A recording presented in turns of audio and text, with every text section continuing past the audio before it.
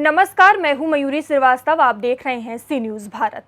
वक्त हो गया है न्यूज बुलेटिन का, जिसमें हम जानेंगे कहां पुलिस ने शातिर चोर के गैंग का खुलासा कर 3 चोरों को गिरफ्तार किया, कहां सीएमओ ने इमरजेंसी सेवाओं का उद्घाटन किया, कहां सामाजिक अंकेक्षण एवं जन सुनवाई का आयोजन किया गया। आइए इन सभी खबरों पर चर्चा करते हैं विस्तार से।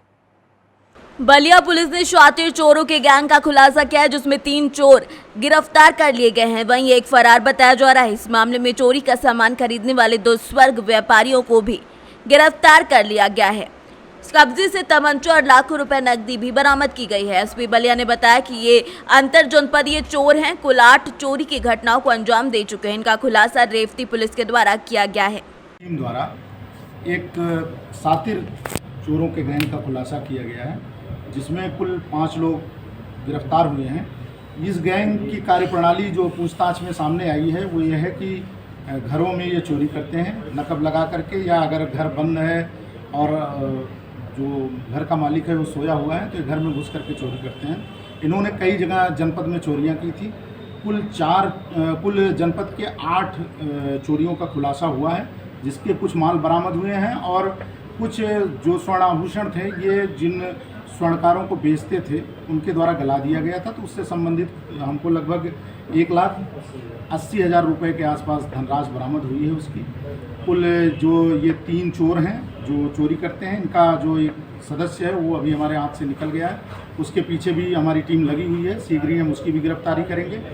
इनके संबंध में और भी गहराई से हम लोग जानकारी कर रहे हैं इनकी टीम के बारे में, कि अन्य कोई सदस्य अगर हैं और कहीं और चोरियां कर रहे होंगे तो उन पे भी हम लोग लगे हुए हैं। और शीघ्र ही कुछ नया तथ्य अगर सामने आएंगे तो आप लोगों को उसके बारे में भी बताएंगे। सर, ये कितने दिनों से इनका गैंग चल रहा है? ये पिछले 3-4 महीने से ज़्यादा सक्रिय थे।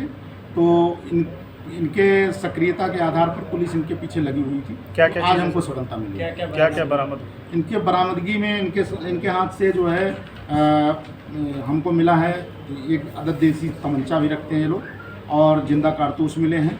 साथ में जो दरवाज़ा तोड़ने के लिए या लाक तोड़ने के लिए लोहे का सब्बल है, 1 अदद लोहा काटने वाली आरी है, पेचकस है, हथौड़ी है, प्लस दो चैन मिली है इनके साथ में, 2 अदद चैन मिली है, और 7 अदद पीली धात की और 2 अदद चूड़ियाँ मिली हुई हैं। 1 जोड़ा कान का झुमका मिला हुआ है, 1 अदद हार मिला हुआ है। और जैसा मैंने आपको बताया कि कुछ सोने का सामान ये लोग जो है वो बेच करके जब गला दिया जाता है तो उससे संबंधित 1,80,000 रुपये भी प्राप्त। सर, क्या ये गए जनपद में भी काम करते थे इसलिए? अभी इस विषय पर भी हम लोग जानकारी कर रहे हैं। ऐसा कुछ पता चल रहा है। आगे अगर जानकारी मिलेगी तो आप लोगों को बताया जाएगा। इसके गैंग में कितने लोग शामिल हैं? फिलहाल हमको जो जानकारी मिली है, जो अभी तक हम लोगों ने जान पाया है, 1 व्यक्ति इनके गैंग का अभी फरार है। 3 हमने पकड़ लिए हैं, 2 बाकी सुनार हैं। बाकी अगर और कुछ भी पता चलेगा तो उनके खिलाफ भी कार्रवाई की। मामले में सर कुल 5 लोग गिरफ्तार हैं। फिलहाल 5 लोग गिरफ्तार हैं। Thank you. बलिया से सी न्यूज संवाददाता आनंद दुबे की रिपोर्ट। भदोही अंतर्गत दुर्गागंज के सीएससी भानीपुर अस्पताल में आज से इमरजेंसी सेवाएं शुरू हो गई हैं। सीएमओ ने रिबन काट कर इमरजेंसी सेवाओं का उद्घाटन किया। जैसा कि सीएससी भानीपुर में पहले किसी भी प्रकार की इमरजेंसी सेवाएं उपलब्ध नहीं थी, इसी वजह से इमरजेंसी सेवाओं को सुरियावा के सीएससी फॉरवर्ड किया गया था। लेकिन आज से सेवाएं शुरू होने के साथ कोविड-19 का बूस्टर डोज की भी उपलब्धि है। जब हमारी बात सीएमओ चक से हुई तो उन्होंने बताया कि जल्द ही पावर बैकअप की सुविधा और महिला नर्स स्टाफ की व्यवस्था मुहैया करा दी जाएगी।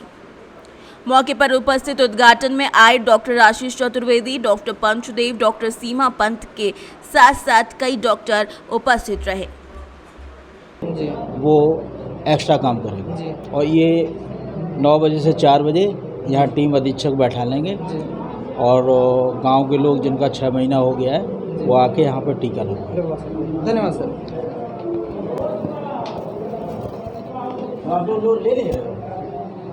मेरा नाम संजीत कुमार शुक्ला है जी। मैं यहाँ ब्लॉक कार्यक्रम प्रबंधक के पोस्ट पर कार्य कर रहा हूँ। शुक्ला जी, यहाँ की जो इमरजेंसी सेवाएं किस प्रकार से चालू हैं, किस प्रकार से चल रही हैं? फिलहाल ये सुविधा आज से प्रारंभ की गई है मुख्य चिकित्सा अधिकारी महोदय के कमलों द्वारा। ठीक है, इस सुविधा से इस क्षेत्र के समस्त नागरिकों को ये सुविधाएं मिलेंगी कि पुलिस केस और मेडिकल लीगल केसेस जो होते थे, यहाँ चिकित्सक की पर्याप्त उपलब्धता के कारण वो सुविधाएं नहीं मिल पा रही थी। ठीक है, लेकिन अब ये आम लोगों के लिए ये सुविधाएं हमारे अस्पताल में उपलब्ध रहेंगी।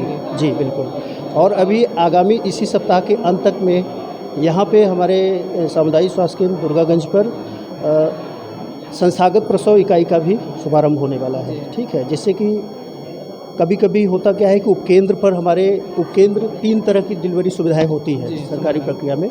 पहला होता है L1, जिसके लिए जिला चिकित्सालय लेवल की सुविधाएं उपलब्ध होती हैं, जिसमें ऑपरेशन सिजेरियन प्रोसेस से भी डिलीवरी हो जाती है। दूसरी L2 की होती है, जिसमें जो सामुदायिक स्वास्थ्य केंद्र सुविधा पर होता है, यहाँ पे स्टाफ नर्स और एएनएम और एमओ, एक लेडी एमओ के देख रेख में ये सुविधाएं मिलती हैं। जैसे कॉम्प्लिकेटेड केसेस भी अगर डिलीवरी होते हैं, आशाओं द्वारा ग्रामीण एरिया से जो इस तरह के कॉम्प्लिकेटेड संस्था प्रसव की समस्या वाली महिलाएं होती हैं, उनको लाया जाता है, जिनको बेहतर ढंग से यहाँ प्रसव कराया जाता है। एक चीज़ मैं और जानना चाहूँगा, जैसे कोविड-19 का खतरा भी बढ़ रहा था, तो योगी आदित्यनाथ जी ने फिर से एक बार लागू कर दिया कि जो भी बूस्टर डोजन को फ्री में लगाया जाए। तो जी हाँ, बिल्कुल बिल्कुल, ये सुविधाएं हमारे यहाँ उपलब्ध करा दी गई हैं। सरकार के निर्देशों के अनुपालन में हमारे यहाँ पे और समस्त उपकेंद्र हैं जहाँ एएनएम उपलब्ध हैं, और जहाँ पे हमारे नियमित टीकाकरण की भी व्यवस्थाएं दी जाती हैं सप्ताह में 2 बार, बुधवार और शनिवार। तो हम लोगों का पूरी तरह से अभियान ये रहेगा कि 100% जो ये प्रिकॉशन डोज है, जो तीसरा डोज कहा जाता है, ठीक है, इसके लिए 18 वर्ष से उम्र के ऊपर के समस्त जो कोविड सेकेंड तक की डोज ले चुके हैं, उनको उपलब्ध कराया जाएगा। हमारा लक्ष्य है कि 100% सब लोगों को उपलब्ध कराया जाएगा। जी, बहुत बहुत धन्यवाद। भदोही से सी न्यूज़ संवाददाता भूपेश की रिपोर्ट। बड़ी खबर बुलंदशहर से सामने आई, जहां युवती ने फांसी लगाकर आत्महत्या कर ली और फंदे पर झूलता उसका शव मिला है। सूचना पर पहुंची पुलिस ने शव को कब्जे में लेकर पोस्टमार्टम के लिए भेज दिया है। परिजनों का आरोप है कि रिश्ता टूटने से उनकी लड़की डिम्पल दुखी थी। कल देर रात घर के कमरे में फांसी लगाकर आत्महत्या कर ली, जिसके बाद पुलिस जांच में जुटी हुई है। बुलंदशहर की खुर्जा नगर कोतवाली क्षेत्र के गांव किला मवई का ये पूरा मामला बताया जा रहा है। क्या नाम है आपका? मेरा नाम अमरजीत सिंह है, मैं ग्राम प्रधान हूँ किला मवई से। कोतवाली आए हो शिकायत लेके, क्या मामला? ये मामला जो है, हमारे गांव में डिम्पल नाम की लड़की है जिसने सुसाइड करा है। उसके नीरज नाम के लड़के से शादी तय हो गई थी 29 अप्रैल को शादी जो तय हुई थी मेरे नाम। अब उस लड़के का किसी लड़की से अफेयर चल रहा था, उसी की लाइन में लड़का पुलिस में नौकरी करता है, उसी लड़के का किसी लड़की से अफेयर चल रहा था। और डिम्पल के कई बार मना करने के बावजूद भी उस लड़के ने नहीं माना। डिम्पल को उस लड़के ने बार बार माइंडली टॉर्चर करा। उसमें आके डिम्पल ने आत्महत्या कर ली। और दहेज की भी मांग जांच की, हमने जैसा सुना है वो मांग जांच करता था दहेज की, जो रिश्ता तोड़ने की वजह से। और तो शिकायत दे दी पुलिस में? हाँ, शिकायत दे दी है, तहरीर दे दी हमने। और इस पर मांग हमारी है कि बहुत जल्द से जल्द कार्रवाई करी जाए। लड़का इस टाइम पकड़ लिया गया है। बुलंदशहर से सी न्यूज़ संवाददाता नितिन सिंह की रिपोर्ट। बालूमाथ प्रखंड से अंचल कार्यालय के सभागार कक्ष में महात्मा गांधी राष्ट्रीय गारंटी अधिनियम के तहत मंगलवार को सामाजिक अंकेक्षण और जन सुनवाई का आयोजन किया गया। प्राप्त जानकारी के अनुसार साल 2020-21 का प्रखंड के सभी पंचायतों में चल रहे महात्मा गांधी रोजगार गारंटी अधिनियम योजनाओं का सामाजिक अध्ययन और जन सुनवाई किए गए। जन सुनवाई में कई योजनाओं में गड़बड़ी पाई गई, जिसके बाद मनरेगा जिला लोकपाल संतोष कुमार पंडित के द्वारा कई जरूरी दिशा निर्देश जारी करते हुए दोषी संबंधित कर्मियों पर आर्थिक दंड लगाया गया, जिसके बाद संबंधित कर्मी अपनी आर्थिक दंड को नाजिर को देते हुए नाजिर रसीद कटाई, जिसके बाद आर्थिक दंड से हजारों रुपए सरकार को राजस्व प्राप्त हुए। इस मौके पर प्रखंड मुख्य ममता देवी, उप प्रमुख कामेश्वर राम समेत कई लोग मौजूद रहे। बालूमाथ से सी न्यूज़ संवाददाता मोहम्मद अरबाज की रिपोर्ट। मदुरा की छाता तहसील में छाता बार एसोसिएशन छाता के द्वारा 17 जुलाई को इंस्पेक्टर छाता अशोक कुमार यादव द्वारा छाता बार के पूर्व अध्यक्ष और वरिष्ठ अधिवक्ता कुंवर सुरेंद्र सिंह के साथ की गई अभद्रता के संबंध में छाता बार हॉल के अधिवक्ताओं के द्वारा एक आकस्मिक बैठक का आयोजन किया गया, जिसमें 19 जुलाई को समस्त न्यायालयों में कार्य में विरत रहने का प्रस्ताव पास हुआ और अधिवक्ताओं ने इंस्पेक्टर छाता अशोक कुमार यादव और उनके अधीनस्थ कर्मचारी की कार्यशैली की प्रसन्नता की। और अधिवक्ताओं ने बताया कि इंस्पेक्टर छाता किसी भी आम नागरिक और अधिवक्ता के साथ सभ्य भाषा का इस्तेमाल नहीं करते हैं। योगी सरकार में पुलिस इंस्पेक्टर की ऐसी तानाशाही काफी ज्यादा निंदनीय है। इस मौके पर अध्यक्ष रोहनीश्वर शर्मा, मुरलीलाल पचौरी, नंद किशोर पांडे समेत कई अधिवक्ता मौजूद रहे। दर्शन है आपका किस संबंध में है? दिनांक 17/7 को हमारे बार के जो क्या है पूर्व अध्यक्ष और वरिष्ठ अधिवक्ता श्री सुरेंद्र सिंह जी अपने रिश्तेदार के लिए किसी काम से गए थे। इंस्पेक्टर छाता ने उनके साथ ऐसी अभद्रता की जो एक सामान्य आदमी के साथ भी नहीं की जानी चाहिए, जिसमें भी वो वरिष्ठ अधिवक्ता थे। यहाँ तक कि दूसरी पार्टी से ये कहा कि इन अधिवक्ता साहब का नाम FIR में लिखिए और मैं इनको बंद करता हूँ, और उनके साथ ऐसी अभद्रता की। उसके बाद जैसे ही हम लोगों को मालूम पड़ा, हमने इंस्पेक्टर छाता को फ़ोन भी किया, तो उन्होंने तुरंत इनको तो वहाँ से छोड़ दिया, इनके रिश्तेदारों को भी छोड़ दिया। मगर ऐसी अभद्रता अगर वो हमारे किसी भी अधिवक्ता के साथ करते हैं, ये तो काफ़ी सीनियर अधिवक्ता हैं और लोकल हैं, और इनको जानता भी था इंस्पेक्टर, पहले से इनको भी जानता था कि ये अधिवक्ता हैं और वरिष्ठ अधिवक्ता हैं। उसके जानने के बावजूद भी ऐसी अभद्रता की। अब इस आंदोलन के जरिए अभी हमने ये निश्चित किया है कि 22 तारीख को श्रीमान SSP साहब से इस संबंध में मिलेंगे। CO साहब से हम मिलकर के अवगत करा चुके हैं। जो नवागत CO साहब हैं जो यहाँ आई थी कल, उनसे हम मिलकर के अवगत करा भी चुके हैं, और 22 तारीख को SSP साहब से मिलने का समय लेकर के इस संबंध में अवश्य मुलाकात की जाएगी। और अगर कोई संतोषजनक कार्रवाई नहीं की गई या कोई दंडात्मक कार्रवाई नहीं की गई तो ये आंदोलन और आगे तक जाएगा। बताएं, आज जो प्रदर्शन कर रहे हैं आप किसको लेकर कर रहे हैं? ये छाता इंस्पेक्टर की जो कार्यशैली है जिस तरह की, और जिस तरह की पुलिसिंग छाता इंस्पेक्टर दिखाना चाहते हैं, उसके खिलाफ जो है आंदोलन है वकीलों का। और ये आंदोलन अब आगे और गति पकड़ेगा जब तक इंस्पेक्टर छाता के खिलाफ कोई उचित कार्रवाई, दंडात्मक कार्रवाई नहीं हो जाती। क्या मामला था पूरा बताएं? इसका मामला ये है कि हमारी छाता बार के वरिष्ठ अधिवक्ता हैं श्री सुरेंद्र सिंह जी, पूर्व अध्यक्ष हैं बार के। वो अपने किसी पक्षकार के साथ वहाँ गए थे और अपना पक्ष रख रहे थे, तो इंस्पेक्टर छाता ने उनके साथ दुर्व्यवहार किया, उनको हवालात तक में बंद कर दिया। और उसने कहा कि ये वकील, पहले इन वकीलों को ही देखेंगे, ये वकील ही मामले जो झगड़े करवाते हैं। इस तरह से उनके साथ दुर्व्यवहार जो बहुत ही निंदनीय है इंस्पेक्टर छाता के द्वारा किया गया। इंस्पेक्टर छाता इस समय छाता में इस तरह से कार्य कर रहे हैं जैसे वो कोई यहाँ के राजा हों, महाराजा हों। उनको ये नहीं है कि किसी का सम्मान, कहीं किसी के सम्मान को ठेस पहुँचती है तो ये कितना बड़ा अपराध होता है। इंस्पेक्टर छाता के सम्मान को भी ठेस पहुँचती है तो वो भी अपराधी है। और यदि इंस्पेक्टर छाता रोजाना इस तरह के कार्यों की पुनरावृत्ति करेंगे, कतई बर्दाश्त नहीं होगा। और छाता की जनता परेशान है कार्यशैली से। आम आदमी अपनी शिकायत तक थाने में ले जाने से डरता है। आज की तारीख में यहाँ जो बादकारी हमारे सामने आते हैं वो यही कहते हैं, जब साथ थाने जाते हैं तो इंस्पेक्टर अभद्रता करता है, गाली गलौज करता है, उठा के हवालात में बंद कर देता है।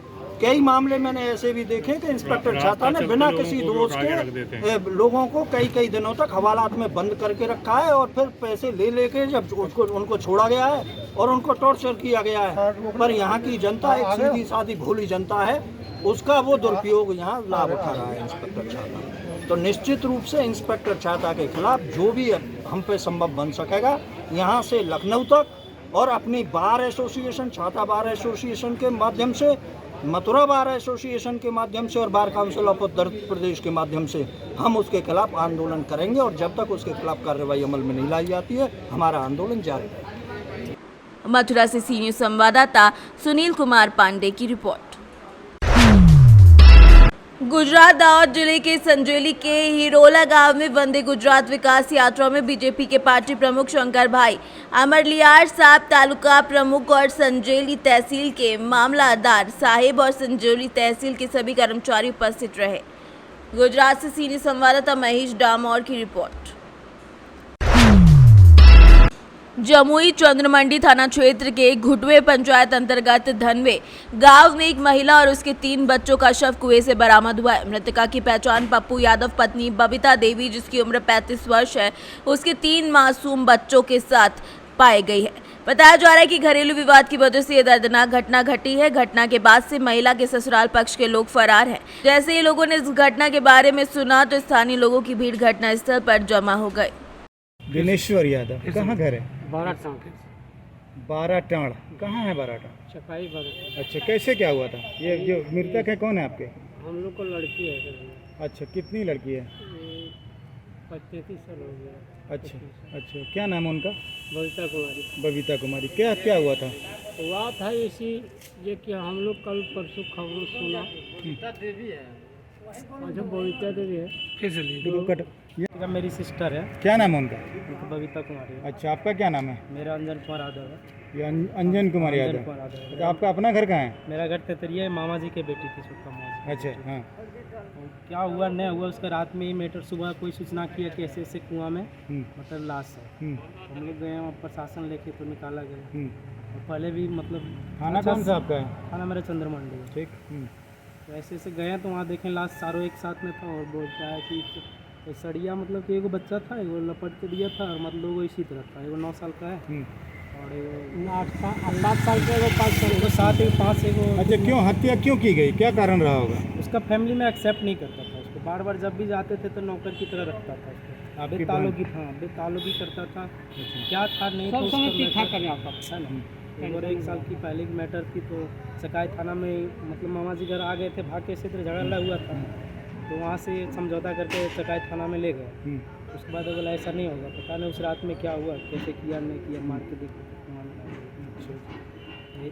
कौन सा गांव है आपका? मेरा गांव तेतरिया है, तेतरिया, चंद्रमणि तेतरिया गांव है। तेतरिया। वहीं आप रहते हैं? अच्छा, ससुराल इनके कहाँ थे? इसकी ससुराल धानवे। धानवे? धानवे गादी धनवा होता है। गादी धनवे है। अच्छा। चंद्रमंडी थाना के अंतर्गत आता है। इसके पति क्या करते थे? गाड़ी चलाता है। चलाते हैं। कौन सी गाड़ी? उसका अपना गाड़ी भी है, कि उसका ब्रदर का है, वो जैसे ट्रक वगैरह चलाता है, टेलर वगैरह। उसका भाई थोड़ा घमंडिया और उसको थोड़ा पैसा की आन शान दिखाता है, जाओ जो करेगा जो करना है कर लेगा, यही सब बात है। टोटल आपका आरोप आपने आवेदन दे दिया थाने में? थाने में दिया लेकिन अभी तक कोई अरेस्ट नहीं हुआ उसका। कितने नामजद बनाए? किन किन का नाम डाला गया? नाम डाला गया करीबन 10-15 हज़ार। जमुई से सीनियर संवाददाता बीरेंद्र कुमार की रिपोर्ट। बीते दिनों टीकमगढ़ जिले के जोतारा थाना अंतर्गत ग्राम हरपुरा में एक युवक का शव खेत में दिखाई दिया था, जिसकी जानकारी इसके परिजनों को दे दी गई थी, जिसकी सूचना हरपुरा निवासी नवीन घोष के नाम पे की गई है। बताया जा रहा था कि नवीन की शादी तकरीबन 4-5 दिन पहले गुरसराय उत्तर प्रदेश निवासी अंजलि से हुई थी और शादी के बाद उसकी हत्या का मामला सामने आया था। जोतारा एसडीओपी दिलीप पांडे के द्वारा बताया गया कि हत्या की जानकारी मिलते ही जोतारा थाना निरीक्षक देवेंद्र त्रिवेदी और एसएल अधिकारी पुलिस बल मौके पर पहुंच गए थे और शव का पंचनामा बनाकर पोस्टमार्टम के लिए भेज दिया गया था। सघन पूछताछ के दौरान उसकी पत्नी अंजलि के द्वारा मामले का खुलासा किया गया। अभी पुलिस के द्वारा मृतक की पत्नी को गिरफ्तार कर न्यायालय में पेश कर मामले का खुलासा किया है। घटना के 3 आरोपी के द्वारा घटना को अंजाम दिया गया। अंजलि का प्रेमी और 2 साथी अभी पुलिस के गिरफ्त से बाहर बताए जा रहे हैं। 24 घंटे के अंदर घटना की साजिश रचने वाली मृतक की पत्नी को गिरफ्तार करने में सफलता हासिल की है। कहा गया है कि अन्य 3 आरोपियों को जल्द से जल्द गिरफ्तार कर न्यायालय पेश किया जाएगा। कि परसों नवीन सिंह निवासी हरपुरा ने रिपोर्ट की थी कि एक खेत में उसका नवीन का शव पड़ा हुआ है। उस सूचना पर पीआई साहब ने हमें बताया, एसपी साहब को सब कुछ बता दिया, फसल वालों को हम लोग स्पॉट पर पहुँचे तो जाकर के प्रथम कार्रवाई की। लाश को यहाँ पंचनामा के बाद में यहाँ भेजा परीक्षण के लिए।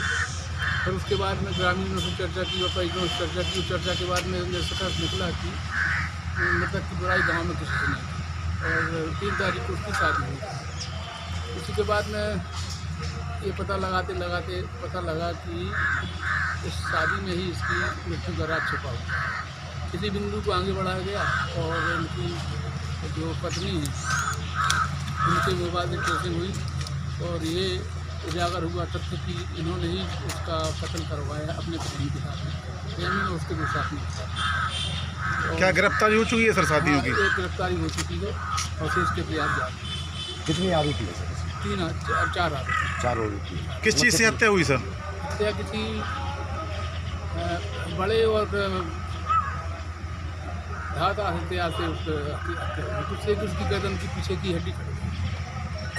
टीकमगढ़ से सीनियर संवाददाता गिरीश कुमार खरे की रिपोर्ट। बढ़ती महंगाई और खाद्य पदार्थों पर लगी जीएसटी के विरोध में समाजवादी महिला सभा के प्रदेश सचिव शशिमत सिंह की अगुवाई में महिला कार्यकर्ताओं ने कलेक्ट्रेट परिसर पहुंचकर कंधे पर सिलेंडर रखकर विरोध प्रदर्शन किया और राज्यपाल संबोधित ज्ञापन जिलाधिकारी सुभाष शुक्ला को देते हुए प्रदेश सचिव शशिमा सिंह ने बताया कि जिस प्रकार से खाद्य सामग्री पर टैक्स लगाकर भारत सरकार ने गरीब मजदूरों की जेब पर जो इजहार किया है और जो प्रहार किया है, वो बार बार सिलेंडर के दामों में वृद्धि हो रही है, जिससे आम जनमानस बहुत ज़्यादा हताहत और परेशान है। आज ये किस प्रकार प्रदर्शन आज कर रही हैं आप?